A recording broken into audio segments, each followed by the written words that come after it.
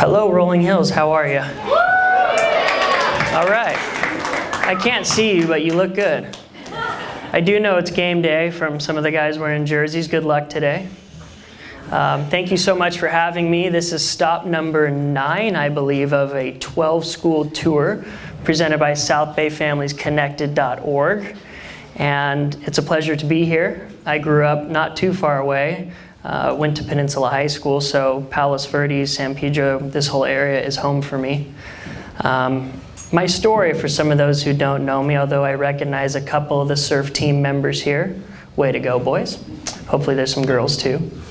I grew up a very competitive young kid with my brother playing baseball, basketball, soccer, football, everything. And my brother went to junior lifeguards down at Torrance Beach and came home to my parents, who my dad is a Superior Court judge and my mom a speech pathologist for 3- and 4-year-olds. So the word surfing was not a household word nor a lineage.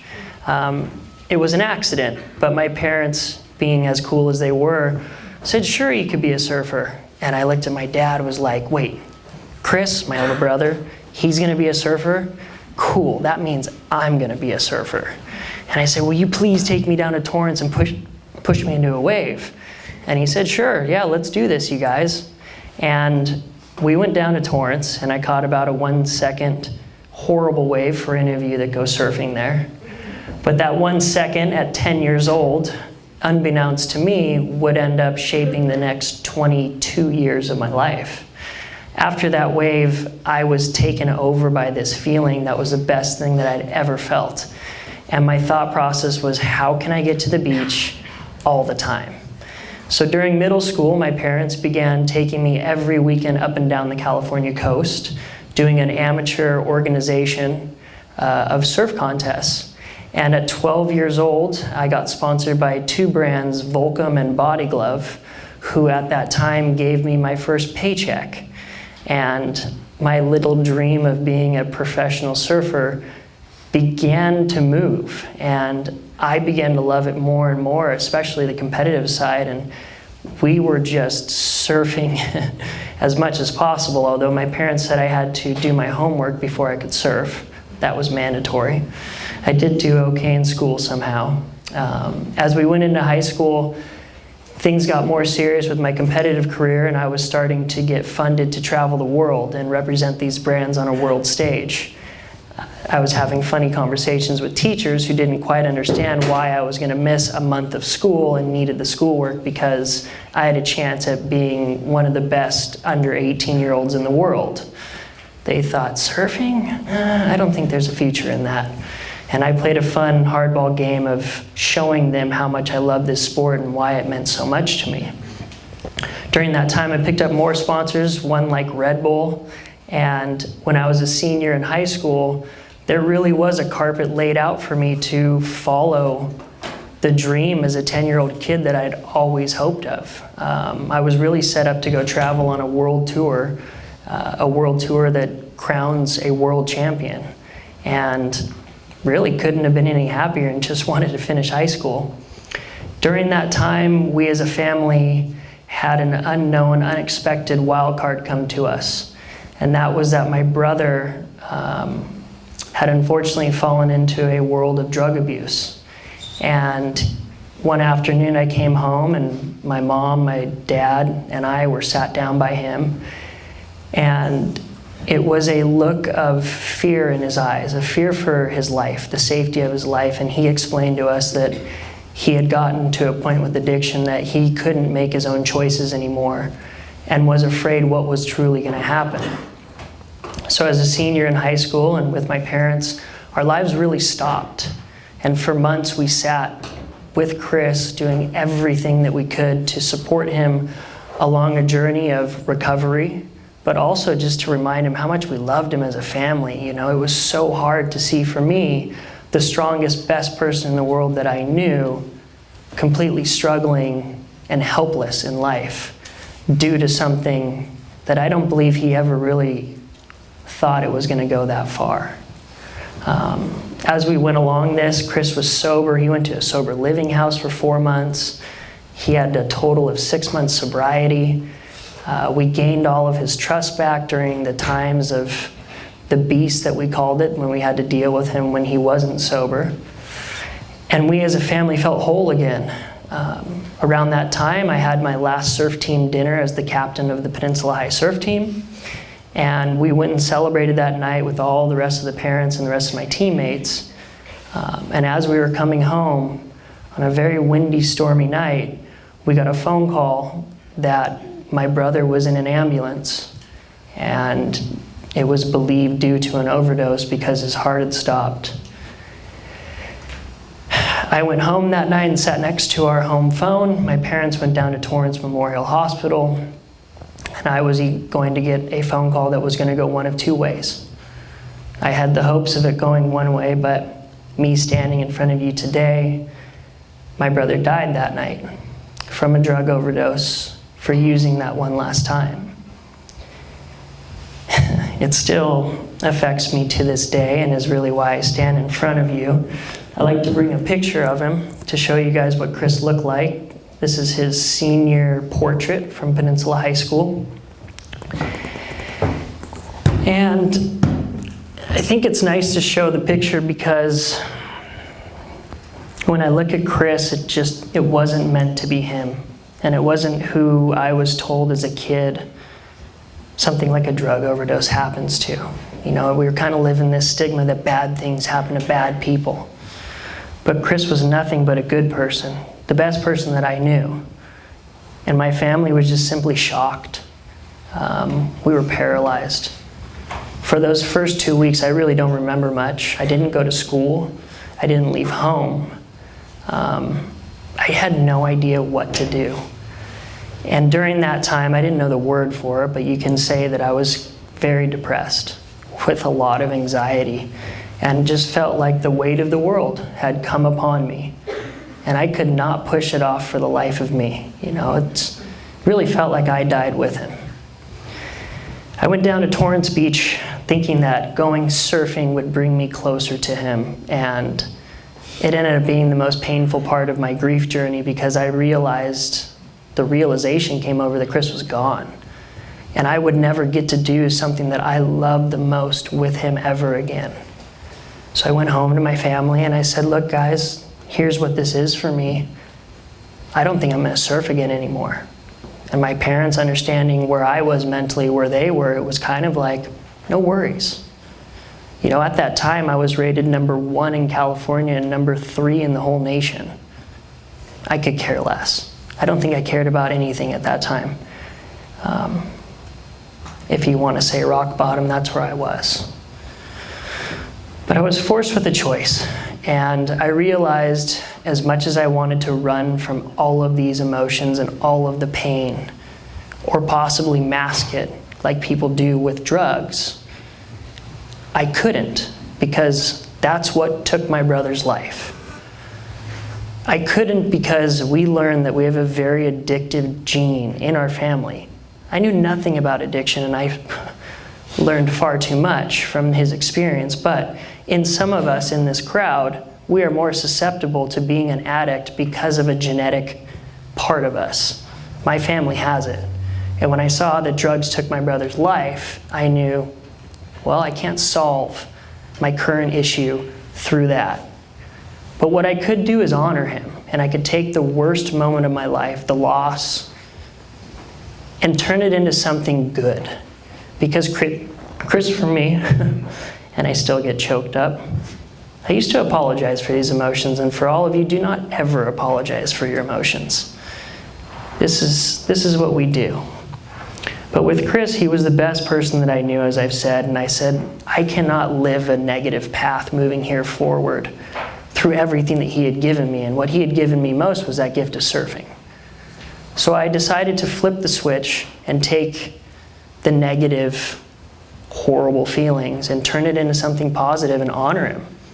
And take this gift of surfing that he gave me and take it to a place that him and I dreamt of, but how could I take it further than him and I could have ever believed? And that's what fueled my fire.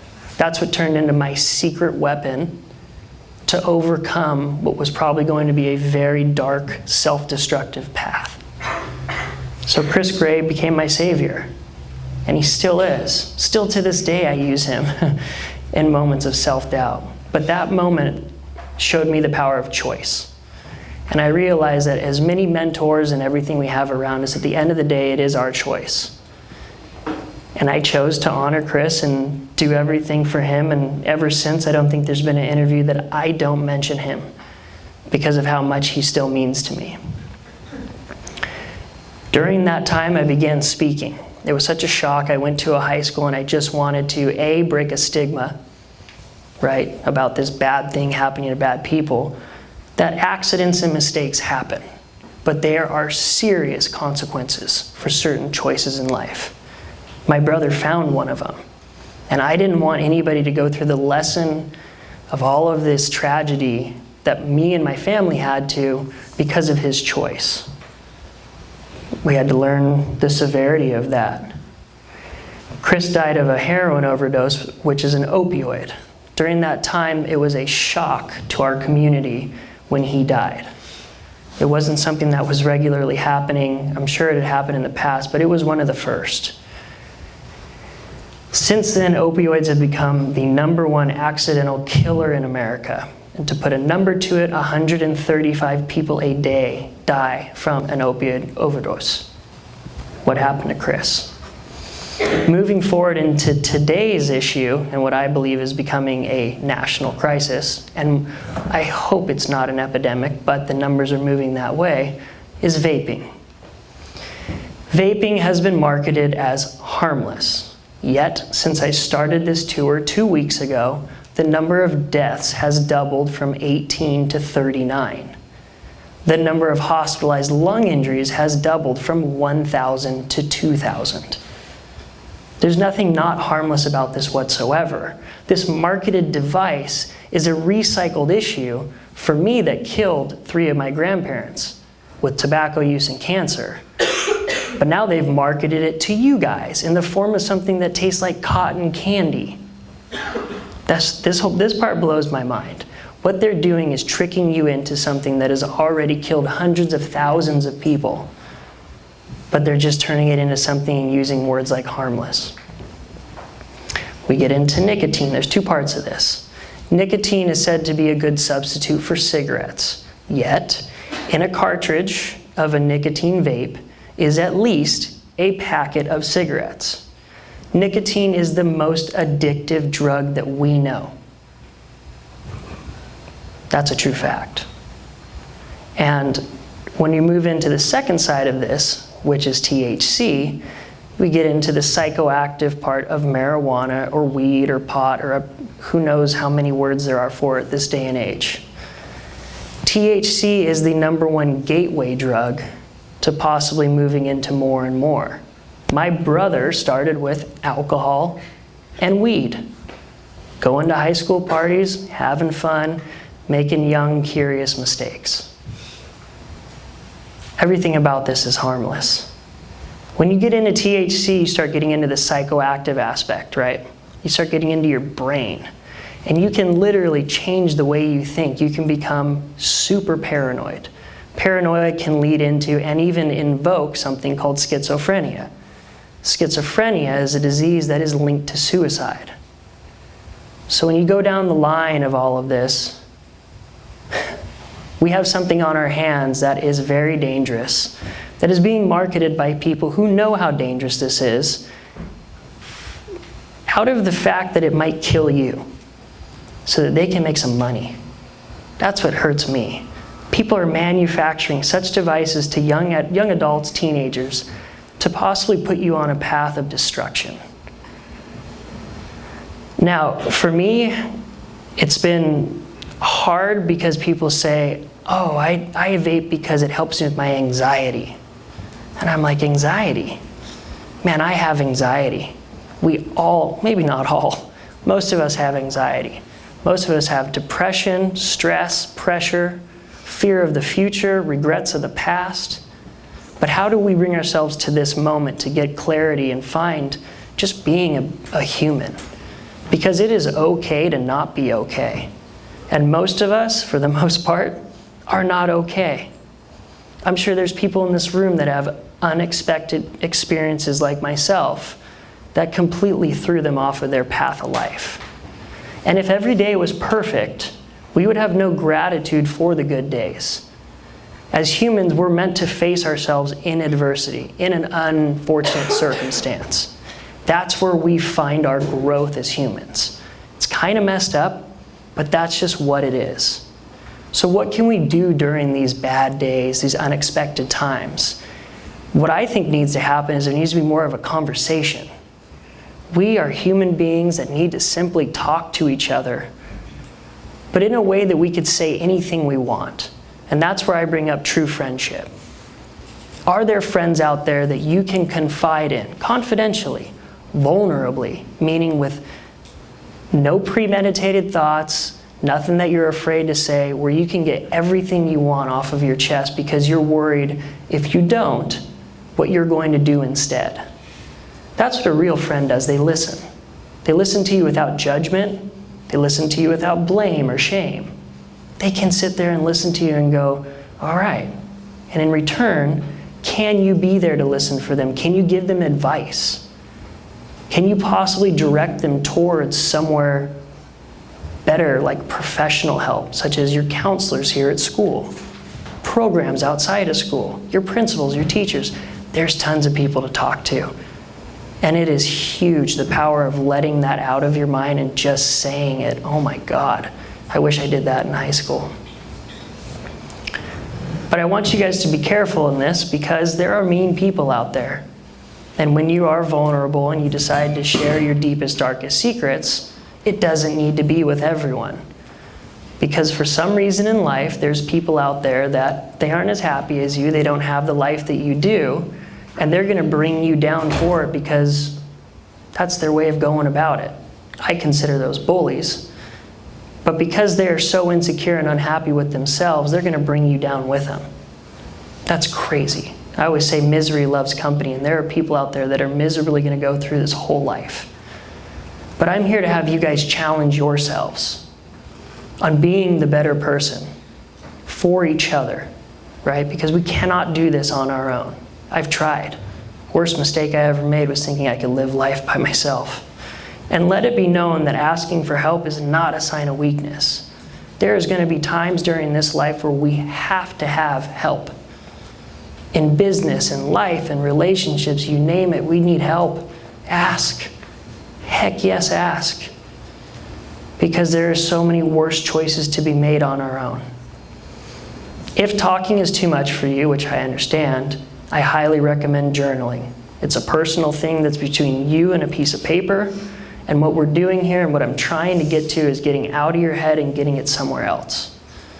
If you can start journaling and writing things down and start understanding your own thought pattern, why was it that day that you thought so negatively or acted in such a way? A lot of times you'll realize in a couple days you're going to do it again. We just sit there and do this cycle over and over. But you can write it down and start to understand yourself. Or maybe you just need to write it down, rip it up, and put it in the trash can because it just didn't need to be there. Some of our thought pattern can be very toxic. And I believe we put ourselves down before we pick ourselves up. And that's unfair. It's unfair to ourselves, it's unfair to others, it's unfair to Chris who believed in me. We have to believe in ourselves. You guys have the answer to any and everything you want in life. But can you begin to look within and find that within yourself? On top of everything, I stand here in front of you because it was my passion that has kept me this way. Surfing is my career. It's what I've been doing for 22 years. But I have to do it every day, or at least I try to. We don't have waves here every day, unfortunately. But it is my healthy outlet. It's the place where I go, where no one can judge me, no one can tell me how to do it. And it's the only place in the world where I have found thoughtless moments. Because I do have horrible anxiety. And I get in thought patterns where I cannot control this hamster wheel. It gets to the point where I've been stuck at home. I know what it's like where you don't even want to walk outside that day because of what's going on here. We all need some outlet. Mine's exercise. For somebody and everybody in here, it might be something else, but it is huge. It is so important to follow your heart and do what you feel is right. You're at school, you're exposed to so many different layers of lifestyles and cliques and whatever. You do not ever have to be a part of anything that makes you feel awkward. Walk away. There's no point in life to waste your time being immersed in a group of people, a subject, whatever it is, if you simply do not feel good about it. Everybody in this room deserves happiness. But happiness comes with work, and that's part of this mental homework. And that's why I say there is no quick fix. We hope to live long, full, happy lives, and we're going to go through transitions. It might be every 5 years. But there's tons of ways to do it in a healthy, fun manner. And there's tons of ways of getting help for it. And can you, as a person, become so confident within yourself and understanding and knowing yourself that you can possibly help someone else during your journey? I started speaking because after Chris died, I didn't want anyone in the world to die. That was a big ask. So now I'm at a point that I hope that I can help one person in this whole thing. By the end of this speaking tour, I think it's like 25,000 students I've spoken to. I have no idea who I'm going to actually get across to. But that's not part of it. That's my ego hoping that actually happens. But that's where I am. I'm at a place in life right now where I'm trying to get over myself and the worries of me and I and look around and go, man, everybody has struggles. Everybody has something. We need to have more compassion for each other as a whole, for people that we don't even, they aren't our friends. Is there a stranger today that you can walk up to that you see is struggling and just say hi? How are you doing? Maybe someone's eating alone. No one wants to eat alone. Go sit down and eat with them. We're so much bigger and better than this microscopic world of social media that we're living in, that all of us have, I believe, in a sense, become robotic to people that we will never know that have curated a perfect life. That's a lot of pressure every day to wake up and go, man, I got to take a picture of me looking perfect. It's impossible, at least for me. I think about who in this room has ever gone, boom, I look like crap today, and today sucks. Nobody's doing that. Everybody's, I gotta look perfect. You guys, don't be perfect, please. I've never liked to hang out with perfect people. I love people with flaws and mistakes.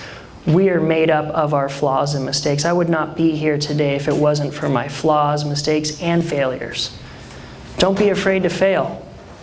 Failure is probably more important than winning. Because if you can find yourself in that moment of failure, still find the integrity and confidence to pick yourself up and move forward, it makes you twice as strong. And anybody who's ever been successful in life has failed time and time again. So let's forget about this picture-perfect world of Instagram and whatever it is, and let's own ourselves and understand that it's okay to be made up of just who we are. You guys, as individuals, are capable of anything. You are good enough to do anything in the world that you like. Out of all of these travels, when I get to come to schools like this, places like this do not exist everywhere. The amount of support, love, education that you students have here is a small percentage of the world, and I want you to take advantage of every second of this. Because everyone here, including myself, is trying to set you up for success. But let's do it together, and let's break these gosh darn epidemics that are starting to happen like vaping. There are pitfalls left and right in life. Some of them are as easy to see as vaping. Other times you're like, I just didn't see that happen. That's okay. If some of you in this room are currently struggling, there is always time to undo anything. You can always pick yourself back up from a place that you don't think you can ever get out of. There's people like southbaysfamilyconnected.org. There are plenty of programs in the South Bay. There's everything you want and need here and more, and I'm sitting in front of you just wanting to push you in the direction of being you and doing what makes your heart sing. Because at the end of the day, nothing's worth it unless you're happy. So please follow your happiness, and have fun and do it all together. Speaking of South Bay Families Connected, they have real facts on vaping and resources. There's a video of me about this as well. Laura has been an absolute angel in creating this tour.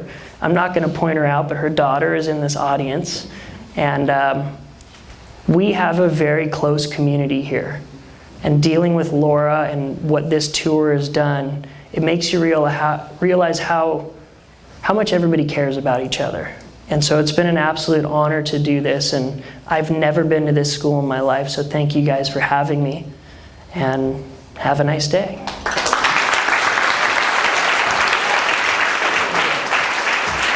How you doing? David Good. I'm the head of school. Oh, cool. So when we heard Alex was coming, I was talking to a few parents and found out that you knew some of our kids and that you knew Max Kaplan. Oh, Maximus, where are you? Hi, I buddy. talked to Max about this, and he said, yeah, Alex is coming. Alex gave me a surfboard. And I said, he gave you a surfboard? He said, yeah, well, Alex won a competition, and one of the prizes for winning the competition was a surfboard. And you turned around and you gave it to Max, who's in the audience. And later on, the surfboard didn't fit Max, and so you swapped out another one that helped him. Yeah. So I really, really appreciate that. It's a great story. We've started a surf team, started it last year, was our inaugural season. They competed on Thursday, did really, really well. We don't have any RHP surf team paraphernalia yet, but when we get it, you have to wear it and you have to show us off. In the meantime, it's getting colder out there, and Nice. so RHP sweatshirt Oh, for you cool. when you come out of the water. All right. Yeah. Go Huskies. Cool. Thank you. Absolutely. It's awesome. So one more to follow up with South Bay Families Connected. Is over 50 schools now in the South Bay? 90 schools in the South Bay, and we were an inaugural school. We were one of their first. We were had the good fortune. And there, if you go on South Bay Families Connected, you can find the link to our school, to RHP and Renaissance. And so follow up what Alex was talking about and get on there. It's an incredible resource for teens and for your parents about vaping and a myriad of other subjects. So thank you again, Alex. Cool. We really appreciate it. Thank you. Absolutely.